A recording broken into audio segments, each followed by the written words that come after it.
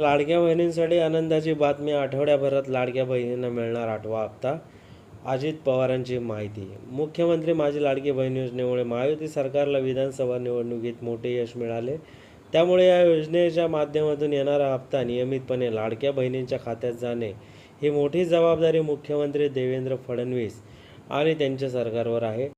परंतु गेल्या काही दिवसांपासून लाडकी बहीण योजनेसंदर्भात समोर येत असलेल्या विविध बातम्यांमुळे मोठा संभ्रम निर्माण होऊ लागला आहे. त्यातच 5 लाख अपात्र महिलांना या योजनेतून वगळण्यात आल्याची माहिती काही दिवसांपूर्वीच राज्याच्या महिला आणि बालविकास विभागाच्या अधिकाऱ्यांकडून देण्यात आली होती. पण आता या योजनेबाबत एक आनंदाची बातमी समोर आली आहे. उपमुख्यमंत्री अजित पवार यांनी या संदर्भात माहिती दिली आहे.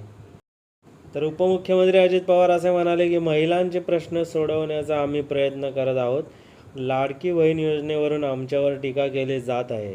ही योजना बंद होणार असे सांगितले जात आहे. पण येत्या आठवड्यात लाडक्या बहिणींना पैसे मिळणार आहेत. कालच मी 3,500 कोटी रुपयांच्या चेकवर सही केली आहे.